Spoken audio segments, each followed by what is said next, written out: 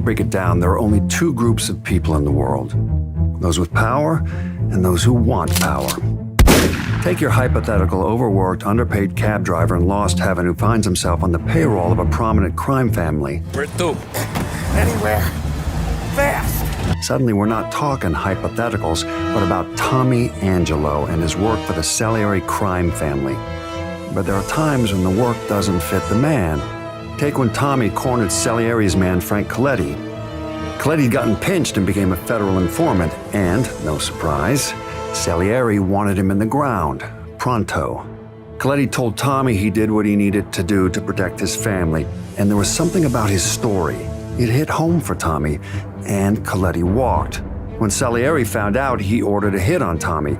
If you cross Salieri and his boys, you're dead. And that's when Tommy Angelo did what was best for his own wife and kid. Entered witness protection.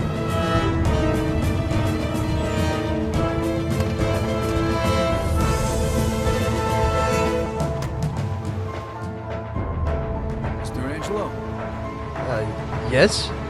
Mr. Salieri sends his regards.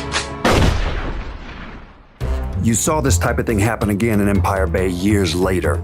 Different circumstances, different people, but consistent. And of course, that would be the events that went down with Vito Scaletta and Joe Barbaro. You remember the wise guys we used to see when we was kids? Yeah, why? The guy we're meeting here is one of them.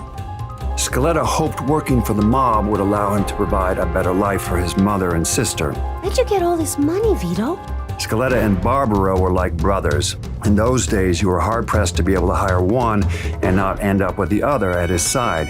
You have to understand, the mob's a group of people who do just about anything to get what they want.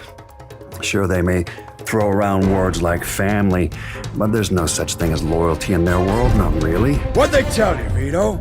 Take care of me and all's forgiven? Scaletta and Barbaro, they were the exception to the rule.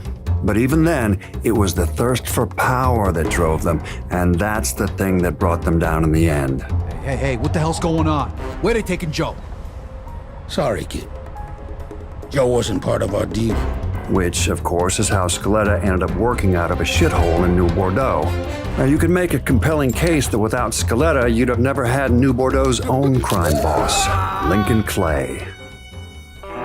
Lincoln was born with nothing. Essentially, grew up with nothing. That is, until he met Sammy Robinson.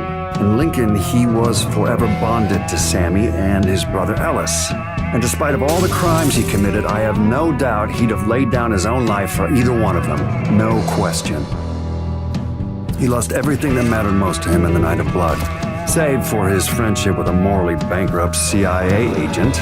Point is, Lincoln Clay brought down the entire infrastructure of the mob in New Bordeaux, built up his own thing to take its place.